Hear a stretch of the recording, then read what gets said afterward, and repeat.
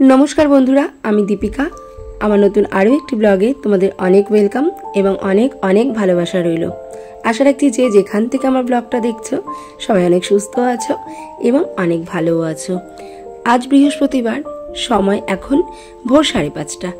এখন থেকেই তোমাদের সবাইকে সঙ্গে নিয়ে আমার ভিডিওটি শুরু করছি। আই হোপ তোমাদের ভিডিওটি একটু হলেও ভালো লাগবে। সবার কাছে একটাই অনুরোধ, ভিডিওটি একদমই স্কিপ করো না। ভালো লাগলে একটা লাইক করে দিও, কমেন্ট করে দিও। নতুন বন্ধু যদি আজকে আমার চ্যানেলে ভিজিট করে থাকো, চ্যানেলটিকে সাবস্ক্রাইব করে আমার পাশে থেকে যেতে পারো। তোমাদের একটা লাইক, একটা কমেন্ট পারে তোমাদের মতো আরো মিষ্টি মিষ্টি বন্ধুদের কাছে আমার এই ভিডিওটা পৌঁছে দিতে। বৃষ্টি কিন্তু সবারই ভালো লাগে। বৃষ্টি ভালো লাগে না এরকম মানুষ কিন্তু খুবই কম আছে। তবে দিনরাত 24 ঘন্টা বৃষ্টি, এটা কিন্তু ভালো লাগে না।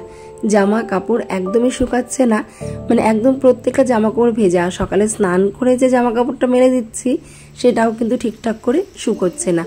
আর জামা কাপড় দেখবে যদি ঠিকঠাক করে না শুকোয় তাহলে কেমন একটা ভ্যাপসা গন্ধ কিন্তু হয়ে থাকে। আর ভিজে জামা কাপড় যদি ঘরের মধ্যে মেলে দেওয়া হয়, ঘরটাও যেন কেন বাজে একটা গন্ধ হয়ে থাকে। আর যেহেতু অনেক ঝোড়ো হাওয়া দিচ্ছে এবং সেই সঙ্গে বৃষ্টি হচ্ছে, ঘরের ফ্যানটাও তেমনভাবে চালানো যাচ্ছে না। রাত্রেবেলা ফ্যান চালিয়ে কিন্তু ঘুমানো যাচ্ছে না, তার কারণ ফ্যান চালিয়ে ঘুমালে কিন্তু খুব পরিমাণে শীত লাগছে। তো হালকা করে কখনো ফ্যানটা চালাতে হচ্ছে, আবার কিন্তু কখনো বন্ধ করে দিতে হচ্ছে। যাই হোক, সকালে ঘুম থেকে উঠে ঠাকুরের জন্য কিছু ফুল তুলে, আজকে যেহেতু বৃহস্পতিবার, ফুল তুলে তারপর বাসি কাজটা কমপ্লিট করে চলে গেছিলাম যোগায়। সেখান থেকে ফিরে এসে দাঁত ব্রাশ করে গপুকে ঘুম থেকে তুলে কালকে রাত্রে হাঁড়িতে চাল ভিজিয়ে রেখেছিলাম। তো এসে যেহেতু জামা কাপড়টা চেঞ্জ করা ছিল, হাঁড়িটা কিন্তু হাঁড়িটা গ্যাসের উপর বসিয়ে দিয়ে তারপর কিন্তু ওই গোপালকে জাগানো, দাঁত ব্রাশ করা এগুলো করেছিলাম। করে এখন দেখো ভাতটা প্রায় হওয়ার মুখে, মানে ওপর থেকে নামতে নামতে এসে দেখছি ভাতটা প্রায় অর্ধেক হয়ে গেছে। আর সকালে বাবু চা করেছিল। আমার ছেলে কিন্তু মাঝে মাঝেই চা করে। আমার যদি কাজে একটু দেরি হয় তা বাবু কিন্তু চাটা করে নিজেও খায় আর ওর বাবাকেও কিন্তু দেয়। তার কারণ তোমার দাদাভাই একটু সকালবেলা চাটা না পেলে কিন্তু ভীষণ পরিমাণে মাথাটা গরম করে ফেলে। তো বাবু এইটুকু বোঝার বয়স হয়েছে বাবুর, যে বাবার মাথা গরম হয়ে গেলে কিন্তু বাবা উল্টো পাল্টা বলা শুরু করে দেয়। তো এই জন্য বাবু যখনই দেখে যে আমি একটু কাজের প্রেশার আছে বা আমার একটু বেশি কাজ, একটু দেরি হচ্ছে, বাবু কিন্তু সঙ্গে সঙ্গে চাটা করে নেয়। তো বাবু চা করে সবাইকে চা দিয়ে দিয়েছিল। আর সেই চায়ের যে বাসনগুলো ছিল সেগুলো কিন্তু এখন মেজে ঘষে ধুয়ে নিলাম। আর এই সমস্ত কাজগুলো করতে করতে কিন্তু আমার ভাতটাও হয়ে গিয়েছিল। আর ভাতটা নামিয়ে এখন হচ্ছে তাড়াতাড়ি করে মাছের ঝোলটা বসিয়ে দিয়েছি। তার কারণ এখন আবার চলে যাবে অন্বেষা পড়তে। আমার কিন্তু একদম মোটামুটি কিছু না হলেও সকাল 8:30টার মধ্যে এক তরকারি ভাত হোক বা ডাল ভাত হোক বা সিদ্ধ ভাত হোক, সেটা কিন্তু আমার নামিয়ে দিতেই হবে, কারণ ওটা খেয়ে কিন্তু ও পড়তে চলে যায়। আর যেহেতু অন্বেষার একটু গ্যাসের সমস্যা আছে, সকালবেলা কিন্তু আমি অন্যান্য খাবার ওকে খুব কম দিই, খুবই কম দিই। যেদিন একদমই পেরে উঠি না সেদিনও কিন্তু দিই। আর তাছাড়া কিন্তু আমি ওকে ভাতটা খাইয়ে দেওয়ারই চেষ্টা করি। তার কারণ ওই যে 8:30টার সময় বেরোয় আর বাড়িতে কিন্তু আসে সেই 12টা 12:30। তো এতটা সময় তো একটা কেক বা বিস্কুট খেয়ে থাকা যায় না। আর পেট খালি থাকলে তো আরও প্রচুর পরিমাণে গ্যাস হবে। তো এই কারণে আমি চেষ্টা করি গরম গরম ভাত 2 গালে হোক 1 গালে হোক খাইয়ে দিলে গ্যাসের সমস্যাটাও হয় না, শরীরটাও সুস্থ থাকে, একটু এনার্জিও পায়। আর তাছাড়া কিন্তু পেটটাও ওর ভরা থাকে, শরীরটা অসুস্থও কিন্তু হয় না। তো এই জন্য আমি ওকে চেষ্টা করি যেভাবেই হোক, আমার যত যাই কাজ থাকুক না কেন 8:30টার মধ্যে ওর জন্য একটু ভাত নামিয়ে দিতে। তো আমার মাছের ঝোলটা হয়ে গেছে, আলু দিয়ে রুই মাছের ঝোল করেছিলাম। তো এখন ওর জন্য ভাতটা বাড়ছি, ওকে কিন্তু ভাতটা খাইয়ে দেব। আর ও ভাতটা খেয়ে পড়তে চলে গেছিল। আর এখন আমি বাকি রান্নাটা কমপ্লিট করে নিচ্ছি। রুই মাছের সঙ্গে আজকে এনেছিলাম একটা মাছের মাথা, আর বাড়ির ওপর থেকে রেখেছিলাম পুঁই শাক। সবজিওয়ালা এসেছিল, পুঁই শাক, মিষ্টি কুমড়ো, বরবটি, আলু, বেগুন এগুলো দিয়ে কিন্তু একটা ওই মাছের মাথা দিয়ে ঘ্যাট বা অনেকে ছ্যাঁচড়াও বলে থাকে। আর এটাই কিন্তু রান্না করব এখন। আর সকালে ওই যে মাছের ঝোল, এটা দিয়েই কিন্তু দুপুরবেলা খাওয়া হয়ে যাবে। শুধু অন্বেষায় মাছের ঝোল দিয়ে ভাত খাইনি, দেখলাম বাবুও বলছিল বাবুর খিদে পেয়ে গেছে, পড়ে উঠেছে। তো অন্বেষা খেতে যাওয়ার পর বাবুও খেয়ে নিয়েছিল, খেয়ে পড়তে যাওয়ার পর তারপরে তোমার দাদাভাই বাকি ছিল। তোমার দাদাভাইকে বললাম তাহলে তোমাকেও ভাতটা দিয়ে দিই, তুমিও খেয়ে নাও। তো তোমার দাদাভাইও কিন্তু খেয়ে নিয়েছিল। তো সকালের ঝামেলাটা কিন্তু আমার একদমই মিটে গেছে। আর এখন এই 5 মেশালি তরকারিটা রান্না করলেই ব্যাস আমার রান্নাবান্না কিন্তু কমপ্লিট হয়ে যাবে আজকের মতো। আর সত্যি কথা বলতে বলো তো কি, এই যে এত বৃষ্টি, তারপর ঠান্ডা ঠান্ডা ওয়েদার, বাড়ির আর 5 জনা কিন্তু ওই কাঁথা নিয়ে বা হালকা চাদর নিয়ে বিছানার উপরে পা গুটিয়ে কিন্তু বসে থাকতে পারে। আর আমাদের মতো গৃহবধূদের কিন্তু আর সেই ক্ষমতাটা নেই। কারণ আমাদের দেখবে একের পর এক কাজ যেমন রেডি হয়ে থাকে, আর প্রত্যেকটা কাজই না জল ঘাটার কাজ। একটা যাই কিছু করবো না কেন, সে আমাকে আবার জল দিয়ে হাত পা ধুতে হবে। আর তাছাড়া দেখবে এই বর্ষাকালে আসলে টুকিটাকি একটু বেশি খেতে ইচ্ছা করে। আর টুকিটাকি খাওয়া মানেই ছোটোখাটো অনেক বাসনপত্র হওয়া। সবাই আরামে টুকিটাকি খাবে, আর সেই বাসনপত্রগুলো কিন্তু আমাদের মতো মায়েদেরই সারা দিন ভরে মাজতে হবে। আর মানে আমাদের ইচ্ছে থাকলেও কোনো ছুটি নেই, আর কোনো উপায় নেই যে খাটের উপরে উঠে একটা চাদর মুড়ি দিয়ে চুপচাপ বসে থাকবো বা ফোন দেখবো বা টিভি দেখবো। এগুলো কিন্তু ইচ্ছে থাকলেও আমাদের উপায় নেই। যাই হোক, 5 মেশালি তরকারিটা ওখানে বসিয়ে দিয়ে এসে এখন দেখো প্রত্যেকটা ঘরের বিছানা কিন্তু আমি এক এক করে গুছিয়ে নেব। প্রথমেই দেখতে পেলে যে বাবুর ঘরের বিছানাটা ভালো করে গুছিয়ে নিলাম, গুছিয়ে ভালো করে পরিষ্কার করে ঝেড়ে নিয়েছি। আর জানলাগুলোও কিন্তু খুলে দিয়েছি। যতই বৃষ্টি হোক আর হাওয়া দিক, জানালা যদি একটু খোলা না থাকে, হাওয়া বাতাসটা ঠিক মতো না ঢুকলে কিন্তু ঘরটা কেমন গুমট গুমট হয়ে থাকে, ভালো লাগে না। তো প্রত্যেকটা ঘরের কিন্তু এক এক করে জানলাগুলো আমি এই জন্য প্রত্যেক দিন খুলে দিই। তো অন্বেষার ঘরের বিছানাটাও ভালো মতো তুলে নিলাম। তুলে নিয়ে এখন দেখো চলে এসেছি ওপরের ঘরের বিছানাটাকেও তুলতে। এখন ওপরের জানালাটা খুলে ওপরের ঘরের বিছানাটাও তুলে নেব। আর যেহেতু ওপরের ঘরে জানালাটার মধ্যে কোনো কিছু নেই, একদমই ফাঁকা, প্রচণ্ড হাওয়ায় কিন্তু ছাট আসে, তাই এই ঘরের জানালাটা কিন্তু বেশিক্ষণ খোলা রাখি না।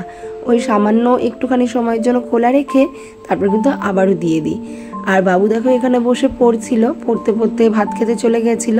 তো বই খাতাপত্র কিন্তু এইভাবেই অগোছালো করে ধুয়ে গেছিল। তো আমি দেখো এখন বই খাতাপত্রগুলো ঠিকঠাক করে গুছিয়ে আর টেবিলটাকেও একটু ঝেড়ে দিলাম।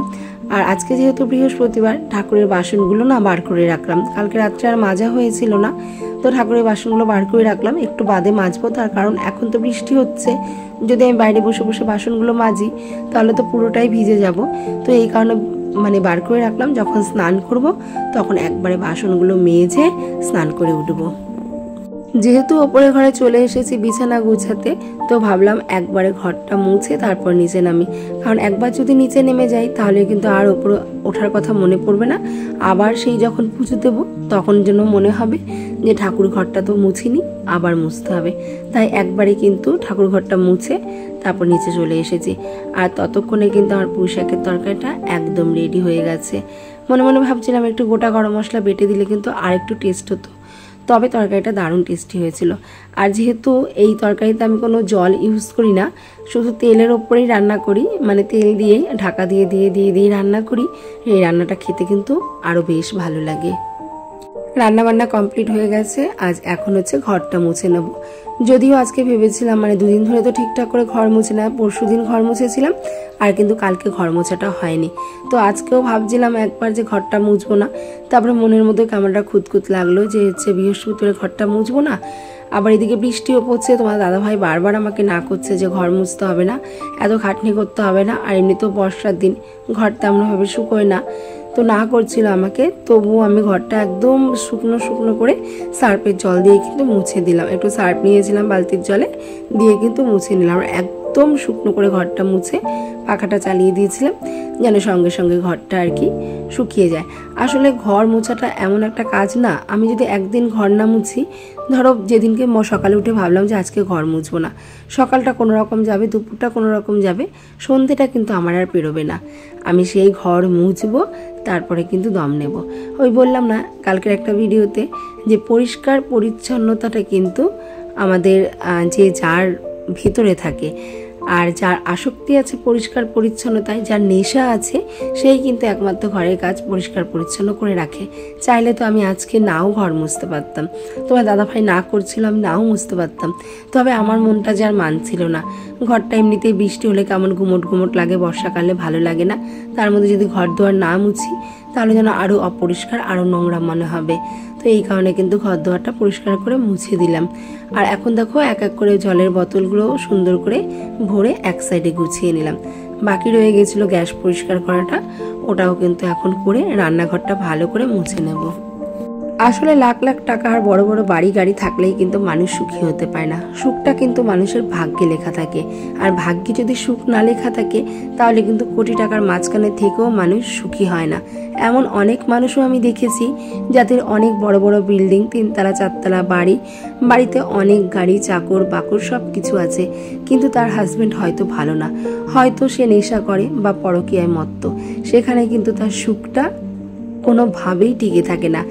এমনকি আমি তেমন ওই সমস্ত বউদেরও মুখেও বলতে শুনেছি যে তারা বলে যে আমার বাড়ি গাড়ির কিছু প্রয়োজন নেই, যদি আমার বরটা ভালো হতো হয়তো আমি গাছতলাতেও শান্তি পেতাম, আমার বর যদি ভ্যান চালিয়েও খেত তাও হয়তো আমি শান্তি পেতাম। তো সেই সব দিক থেকে বিচার করতে গেলে মানুষের সুখটা ভাগ্যে লেখা থাকে। টাকা পয়সা বাড়ি গাড়ি দিয়েও কিন্তু কখনো সুখ কিনতে পারা যায় না। আর সুখী হতে গেলে উভয়কে কিন্তু ভালো একটা মনের মানুষ হতে হবে। আর তাছাড়া আমি ভালো তুমি ভালো না, বা তুমি ভালো আমি ভালো না, এরকম হলে কিন্তু কখনো সুখ শান্তি আসে না। আর পৃথিবীতে সুখী মানুষ তো তারাই যারা উভয়কে বোঝে, একে অপরের পাশে থাকে, অল্পতেও যারা অনেক খুশি থাকে, যারা অন্যেরটা দেখে হিংসে করে না, অন্যেরটা দেখে বরঞ্চ আনন্দ পায় এবং খুশি হয়, মনে মনে ভাবে ও করেছে হয়তো আমি একদিন করতে পারবো, এই আশাটা নিয়ে যারা বাঁচে। আর যারা হিংসে করে, লোভ করে যে ওর হয়েছে দেখে হিংসে, ওই জিনিসটা করলে কিন্তু কেউ জীবনে কখনো সুখী হতে পারে না। আসলে সুখ দুঃখ এই নিয়েই কিন্তু আমাদের জীবন। দুঃখ না থাকলে কিন্তু আমরা সুখের মর্ম কখনোই বুঝতে পারতাম না। আমাদের জীবনে এত দুঃখ কষ্ট আছে বলেই কিন্তু একটুখানি সুখ পেলে আমরা সুখের মর্মটা খুব সুন্দরভাবে বুঝতে পারি, এবং দুঃখ আসলে আমরা বুঝতে পারি যে জীবনে দুঃখের দিনগুলো কাটানো কতটা কষ্টকর। আজকে স্নান করে উঠেছি, পুজো দিয়েছি, আর খুব পরিমাণে ঠান্ডা লাগছিল, হাত পা পুরো একদম টেসে আসছিল, ভাত আর খেতে ইচ্ছা করছিল না। বাবুকে বললাম চা করতে, বাবু চা করলো সবার জন্য, আর এদিকে আমি মুড়ি মাখা করে নিয়েছিলাম। এটাই কিন্তু আমরা দুপুরবেলা জমিয়ে খেয়েছিলাম, আর সেই সঙ্গে ছিল এই যে ঠান্ডা ঠান্ডা ওয়েদার। চলো আজকে এই পর্যন্তই। ভিডিওটি ভালো লেগে থাকলে like comment share and subscribe, আর নতুন বন্ধু হয়ে থাকলে চ্যানেলটি সাবস্ক্রাইব। টাটা, সবাইকে ভালো থেকো বৃষ্টির দিনে।